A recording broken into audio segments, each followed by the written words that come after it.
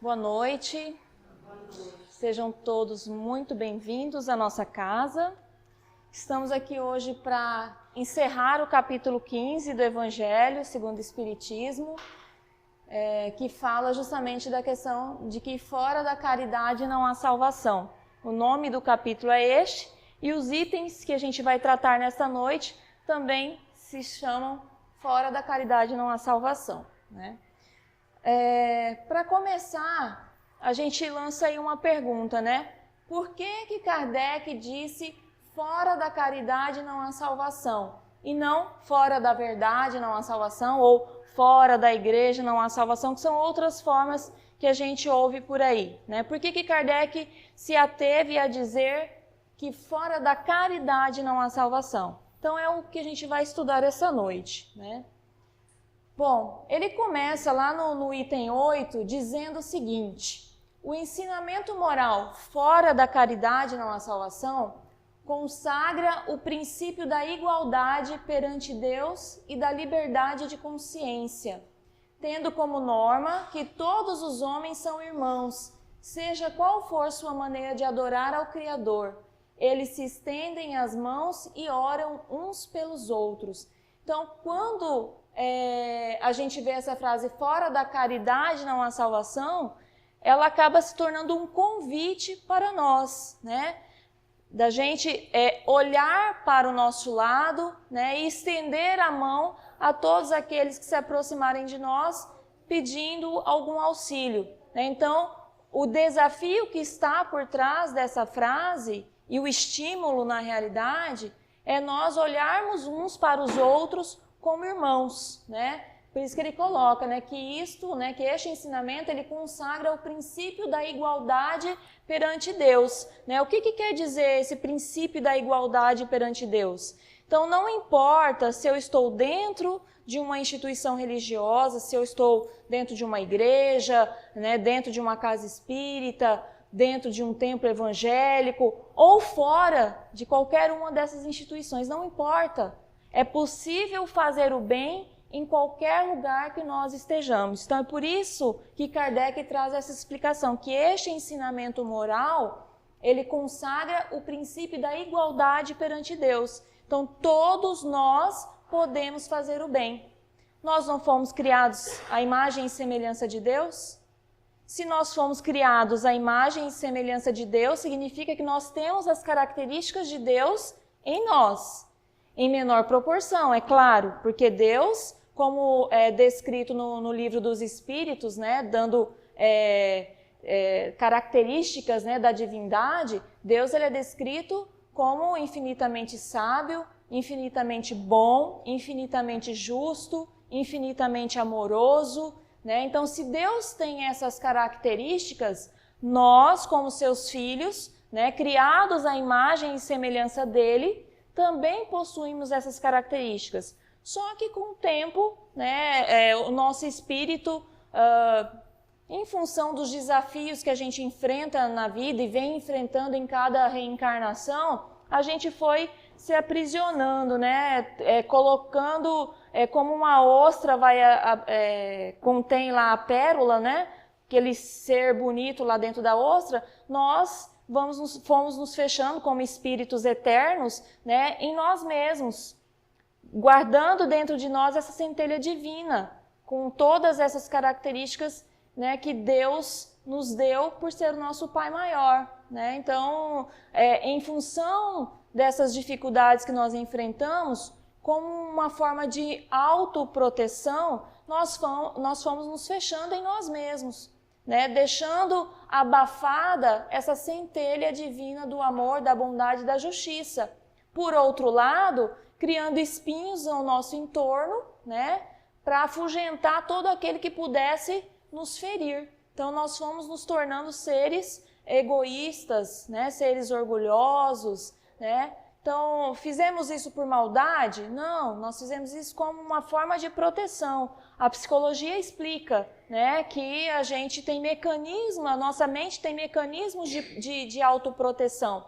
Então, o fato de nós, do nosso espírito ao longo das nossas existências, ter feito com que a gente se tornasse egoísta, foi mais como uma forma de autoproteção, né? Então, se eu não recebo o bem de alguém aqui, então eu me fecho, né, para manter a distância, para esse ser não me machucar mais. E aí cada existência, né, com quantas pessoas a gente convive, né, na nossa família, no nosso ambiente de trabalho, na sociedade. Então são várias pessoas que, mesmo sem a intenção, a gente acaba se sentindo ferida, se sentindo machucada, e aquilo vai, né, nos fazendo com que a gente se feche cada vez mais em nós mesmos, nos tornando mais egoístas, nos tornando mais orgulhosos, né, e desenvolvendo aí outros vícios morais. Então, de existência em existência, isso foi virando uma bola de neve, né? Isso foi só aumentando, né, essa camada de autoproteção em torno de nós, né? Porém, lá no nosso íntimo nós temos essas características divinas também,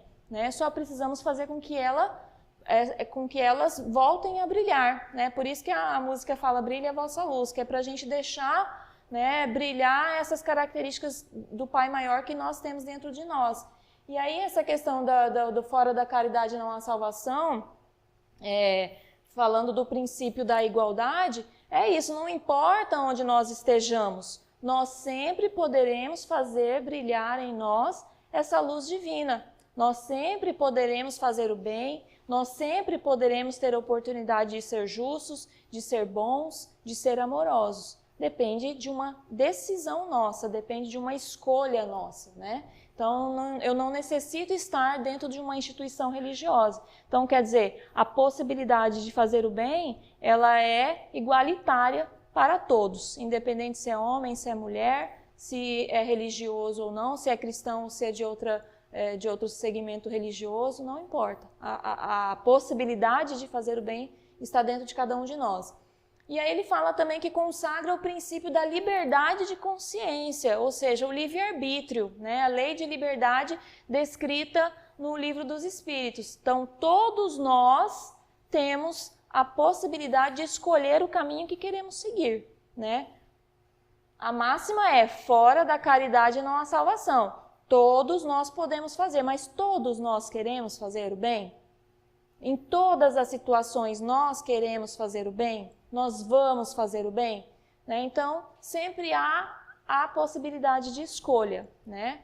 Agora, o que a gente tem aprendido com os Espíritos, né, e aí trazendo à luz a obra Livro dos Espíritos, né, como eu mencionei, uma das leis universais, além da lei de liberdade, é a lei de justiça, né? E ela traz claramente que a toda ação nossa, né, decorrerá uma reação, né? Ou seja, tudo aquilo que nós fizermos, né, vai ter um efeito, vai ter um impacto, vai ter uma consequência, né? Então, a partir do momento que a gente começa a exercitar a liberdade de consciência, a liberdade de escolha entre fazer o bem ou não, a gente também, já entendendo essa lição dos Espíritos, tendo a consciência de que a nossa ação ela vai ter uma consequência, né, cabe a nós, no exercício dessa liberdade de consciência, dessa liberdade de escolha, também fazer a escolha correta conforme a consequência que vai advir da nossa atitude, né? Então, se nós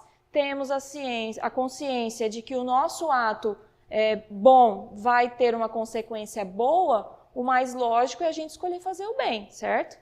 Mas a gente tem a possibilidade de escolher não fazer, ou escolher fazer o mal, né? Mas é importante a gente ter a consciência de que isso também vai ter uma consequência ruim, né? Como eu digo sempre nas palestras, né? Não tem como a gente plantar banana e colher laranja, né? Então, a gente tem que ter a consciência de que a nossa atitude vai ter uma consequência e aí a gente tentar se esforçar para escolher fazer o bem para que a consequência seja boa. Então, aí só para finalizar, independe da forma como a gente adora o Cristo, né? Independe se a gente, inclusive se a gente adora o Cristo, né? É possível fazer o bem independente de tudo isso, né? Aí é questão da gente usar a nossa inteligência, que foi, vejam só, né? A inteligência, ele é um princípio que foi dado somente ao homem, né? Então, nós temos a capacidade de, diante de todas as situações, podermos fazer a escolha certa, né? Então, que a gente use esse benefício que Deus nos concedeu para a gente fazer boas escolhas para as nossas vidas, né? E aí, como ele sugere aqui, né, que a gente pode estender as mãos uns para os outros, orar uns pelos outros, independente, né, de onde nós estamos e se cremos ou não no Cristo, se seguimos ou não alguma religião. Por outro lado, né, Kardec coloca lá, né, com o dogma fora da igreja não há salvação, eles se amaldiçoam, se perseguem e vivem como inimigos. Então aqui Kardec está explicando por que ele não proferiu as palavras fora da igreja não há salvação. Por quê? Se nós olharmos hoje, às vezes dentro da nossa própria casa, dentro da nossa própria família, todos da nossa família frequentam uma instituição religiosa? Temos essa felicidade de todos da nossa família frequentarem uma instituição religiosa, independente de ser católica, evangélica, espírita, qualquer outra, né?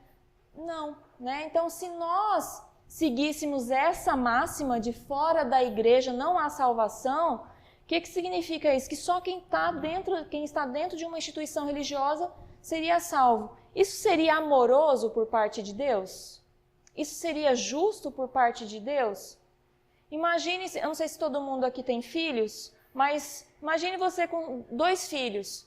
Um filho seu frequenta a igreja, o outro filho seu não frequenta. E aí você ouve essa máxima de que fora da igreja não há salvação. Aí você vai entender que só o seu filho que frequenta a igreja vai ser salvo, ou seja, né, vai conseguir entrar por um caminho que pode aliviar os sofrimentos dele. Você ficaria feliz ouvindo isso, sabendo que um filho seu, o outro que não frequenta a igreja, não seria salvo? Ou não ficaria livre de sofrimentos? A gente, de uma certa forma, se a pessoa não tem muito conhecimento, ela pode acabar blasfemando, pode acabar julgando mal, né, falando mal de Deus, né? Então, essa máxima de fora da igreja não há salvação, ela é uma máxima que acaba excluindo algumas pessoas, né? Todas aquelas que não seguem uma ordem religiosa, que não seguem uma instituição religiosa. Então, isso não seria nem um pouco justo da parte de Deus se essa fosse a lei. Concordam? Sabendo que entre as características da divindade há o amor, a bondade e a justiça, né? Olhando para essa máxima, a gente falaria, poxa, Deus não está sendo justo, Deus não está sendo bom. Né? Por que ele vai salvar os que estão na igreja e deixar arder, né, no fogo do inferno os que não estão na igreja? Não seria nem um pouco amoroso da parte de Deus. Né? Então é um contrassenso. Né? Então, por isso que Kardec não usou essa máxima no Evangelho. E aí ele traz, né, mais uma explicação. Fora da verdade não há salvação equivaleria a fora da igreja não há salvação. Então, algumas pessoas, algumas instituições dizem fora da verdade não há salvação. Mas qual é a verdade? Quem detém essa verdade? Né? Isso também seria exclusivista, né? Da mesma forma que fora da igreja não há salvação, porque nem todo mundo, teoricamente, tem essa verdade, né? E a gente nem sabe qual é totalmente essa verdade. Então, ela também, teoricamente, privilegiaria, né, algumas pessoas em detrimento de outras, né? Então, também não é inteligível, né, essa frase. Então, essa frase, fora da verdade não há salvação, equivaleria a fora da igreja não há salvação, e seria também exclusivo, pois não existe uma única seita que não pretenda ter o privilégio da verdade. Então, toda instituição religiosa, não é uma crítica, não é um julgamento, mas toda instituição religiosa se coloca como tendo a verdade absoluta sobre as coisas de Deus, né? Mas quem sabe? Quem tem essa certeza, né? Cada um está estudando os seus livros, né? Fazendo os seus cursos, alargando os seus pensamentos, mas como saber, né? Uma vez eu vi um testezinho que colocavam, na verdade era um texto que falava sobre um teste que foi feito com pessoas que foram vendadas, né? e aí levadas para um ambiente onde tinha um elefante. E aí distribuíram essas pessoas ao redor do elefante, pediram para elas tocarem, não falaram o que era aquele animal, mas pediram para tocar aquele ser, né, aquilo ali que estava à frente deles, para eles descreverem o que eles viam. Então, um descreveu a tromba, o outro descreveu a orelha, o outro descreveu a pata, enfim, cada um foi descrevendo aquilo que tocava. Eles estavam errados? Não, cada um estava descrevendo aquilo que via, né? Era o elefante o que eles estavam vendo? Não, eles estavam vendo uma parte do elefante. Então, o todo eles não conheciam, né? O que eles viam era apenas, o que eles sentiam era apenas uma parte. Então, a verdade, ela não é absoluta, né? Porque nós não conhecemos o todo. Então, a Igreja Católica tem uma parte da informação, os evangélicos têm outra parte da informação, nós temos outra parte da informação, a ciência tem mais uma parte. O bonito vai ser o dia que todo mundo se falar e juntar essas partes e formar o quebra-cabeça para chegar a uma parte maior dessa verdade infinita sobre as coisas de Deus, né? Espera-se que se caminhe para isso, inclusive, né? Mas até lá, ninguém pode afirmar, nós temos a verdade, aqui está toda a verdade, né? E aí, se nós não podemos afirmar isso, nós também não podemos dizer que fora da verdade não há salvação, porque ninguém tem a verdade toda, né? Se ninguém tem a verdade toda, teoricamente, ninguém pode ser salvo, né? Então, não dá para a gente usar essa máxima aí, né? Então, qual é o homem que pode se vangloriar de possuir essa verdade integralmente, se a área dos conhecimentos cresce sem cessar e as ideias evoluem a cada dia? Então, todo dia a gente aprende uma coisa nova. Então, não dá para a gente afirmar, eu sou o dono da verdade, eu sei todas as coisas, né? A gente tem que ir estudando para ir aumentando o conhecimento, alargando o pensamento da gente, né? Para a gente buscar a nossa evolução. Mas dizer que nós temos toda essa verdade, a gente não pode. E, consequentemente, dizer que fora dessa verdade não há salvação, também seria uma atitude equivocada da nossa parte. Chico Xavier brilhantemente disse o seguinte: se Allan Kardec tivesse escrito que fora do espiritismo não há salvação, eu teria ido por outro caminho. Graças a Deus ele escreveu fora da caridade, ou seja, fora do amor não há salvação. Então, o Espiritismo também não diz fora do Espiritismo não há salvação, né? Porque a gente também não detém toda a verdade. A gente tem buscado conhecimentos, né? Ampliar o nosso conhecimento. Vários espíritos têm nos dado o presente de nos dizer o que ocorre no mundo espiritual e nos orientar sobre como devemos conduzir as nossas vidas aqui na Terra enquanto encarnados, né? Através de vários livros. Chico, inclusive, apesar de ter uma formação primária, foi um trabalhador que, por meio dele, foram escritos mais de 400 livros, né? Então, quer dizer, tem muita informação por aí, mas também não é toda a informação que nós precisaríamos saber. Mas quanto mais a gente estudar, mais a gente vai entender das coisas de Deus, né? E aí ele diz essa frase brilhantemente, né? Se Kardec tivesse dito que fora do Espiritismo não há salvação, eu teria, né, ficado, como diz o meu avô, como dizia meu avô, ficado velhaco, né? Com o pé atrás com a fala de Kardec. Mas não foi isso. Kardec disse, fora da caridade não há salvação. E aí Chico completa, né, que caridade é o amor, né? Então fora do amor não há salvação. E aí a gente compara isso com os ensinamentos do Cristo. O tempo todo, nos 10 mandamentos, o que o Cristo diz para a gente resumidamente? Né? Ele resume esses 10 mandamentos em 2 leis. A primeira, amarás a Deus sobre todas as coisas e ao próximo como a si mesmo. Né? Então, amarás, qual é o verbo, né, que está sendo imperativo aí? Amar. Então, o resumo dos 10 mandamentos é o amor. Então, o Cristo, ele pregava e ele exemplificava o amor o tempo todo. Mesmo sendo apedrejado, mesmo sendo crucificado, mesmo sendo achincalhado, desafiado, o tempo todo ele pregava o amor nas suas infinitas formas. Por paciência, por resiliência, né? Ele era indulgente com aqueles que, né, ficavam ali tentando ofendê-lo, né? Foi misericordioso. Então, infinitas formas de exemplificar o amor, né? O amor é a mais excelsa das virtudes, né?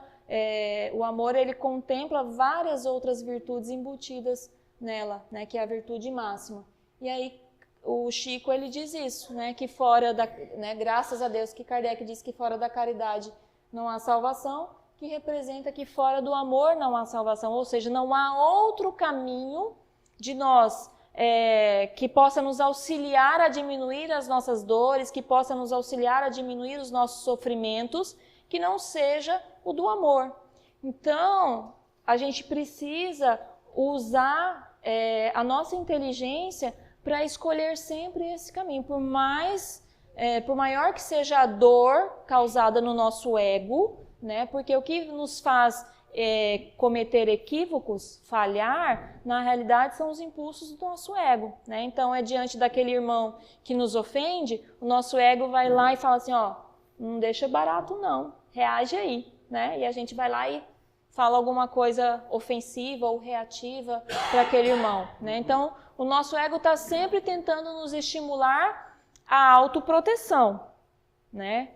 Porém, a gente precisa estar sempre consciente, sempre presente em nossas ações, para que a gente não se deixe comandar pelo nosso ego, porque a gente pode acabar caindo em armadilhas e cometendo equívocos, ou seja, agindo de forma não amorosa para com os nossos semelhantes, né? Então, a gente, buscando estar presente, a gente dá aquela respirada mais profunda, a gente, de repente, se calar, sair do ambiente um pouco, dar uma refrescada na cabeça, depois voltar com o coração mais em paz para resolver qualquer situação. Porque se o bem não resolve alguma diferença, alguma divergência, o mal só piora, né? Então, esbravejar, brigar, reagir negativamente, não vai auxiliar em nada, né? Então, a gente precisa dar um tempinho para a poeira abaixar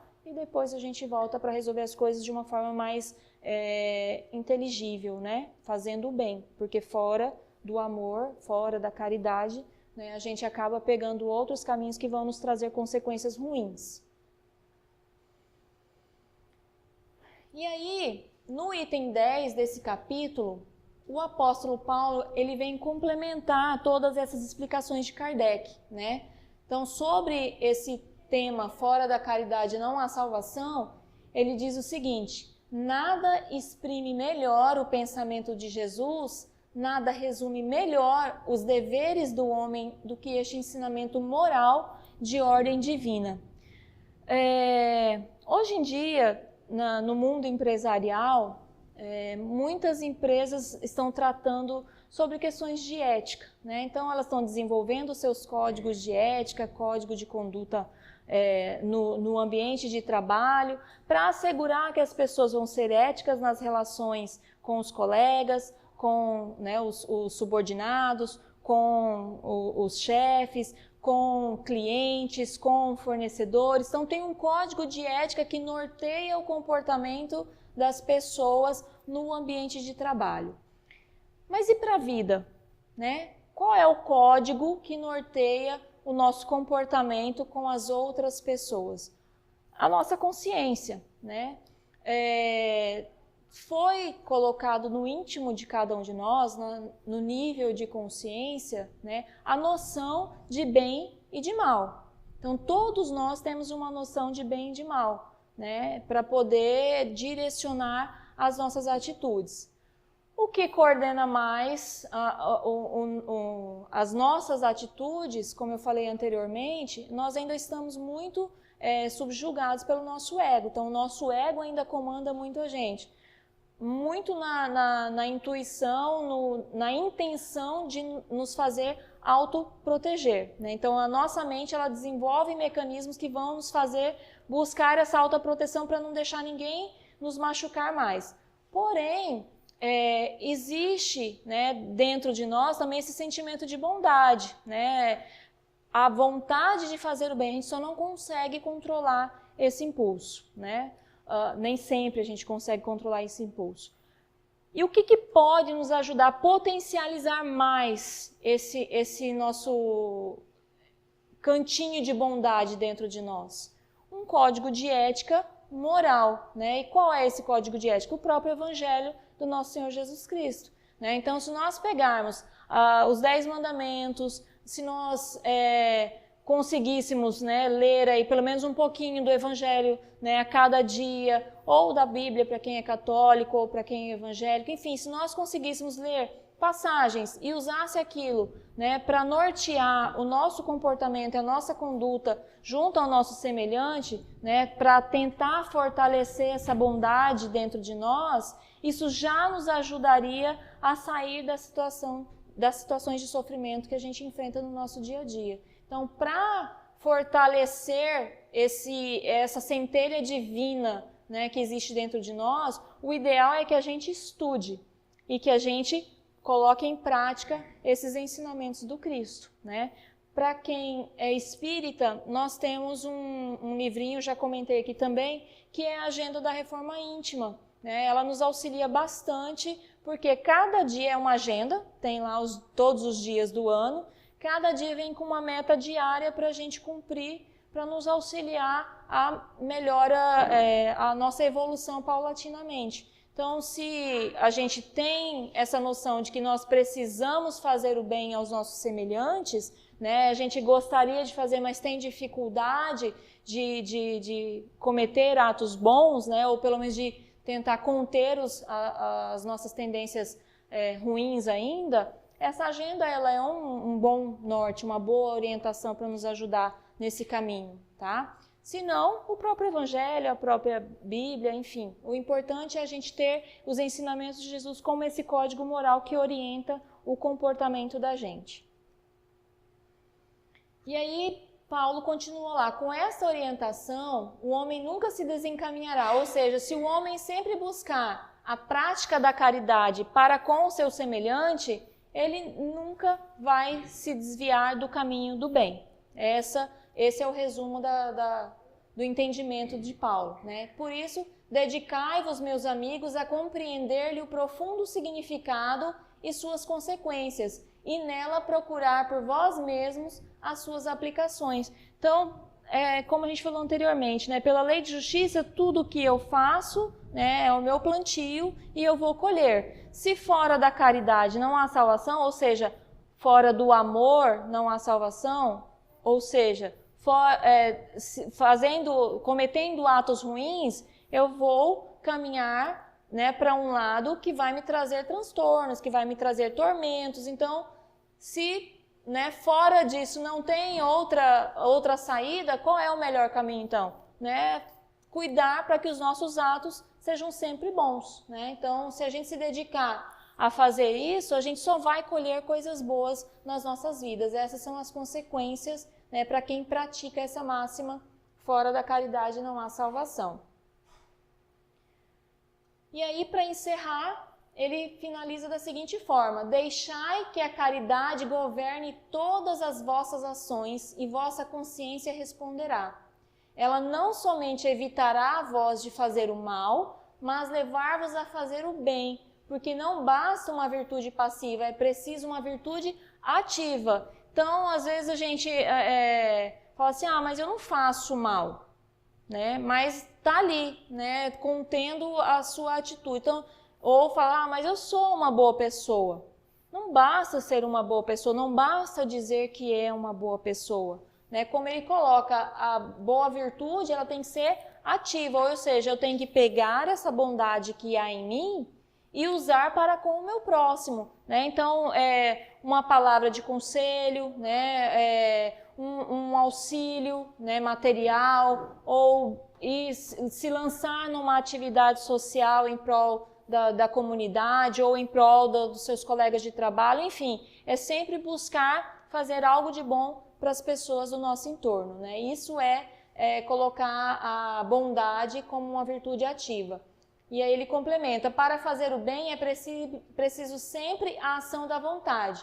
Para não fazer o mal, basta frequentemente o não fazer nada e a indiferença. Então, ok, eu ainda tenho coisas ruins dentro de mim, mas eu não faço mal a ninguém, né? Então, assim, a pessoa sabe que ela ainda tem dificuldades de fazer o bem, mas também já se segura para não fazer o mal. Esse é um ponto positivo. Mas não fazer o mal não é fazer o bem.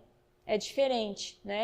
Então, para fazer o bem, a gente sempre precisa ter uma atitude proativa de bondade para com o nosso semelhante. E é isso que ele diz que precisa governar as nossas ações. Então, não basta cruzar os braços para não fazer o mal para as outras pessoas. A gente tem que colocar a nossa porçãozinha boa, né, a favor do próximo.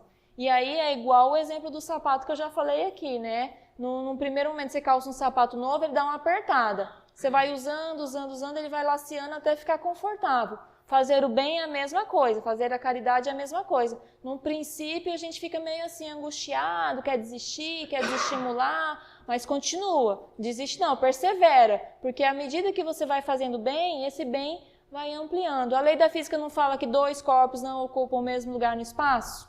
Né? Então, o bem e o mal estão ali. À medida que você vai dilatando o bem em você, o mal vai se extinguindo, né? Então, precisa perseverar na prática do bem, ok? Então, por isso que fora da caridade não há salvação, porque só fazendo bem é que a gente vai diminuir os sofrimentos, diminuir, né, as dificuldades e buscar aí a nossa evolução espiritual, certo? Perguntas? Não? Então, vamos fazer a nossa prece.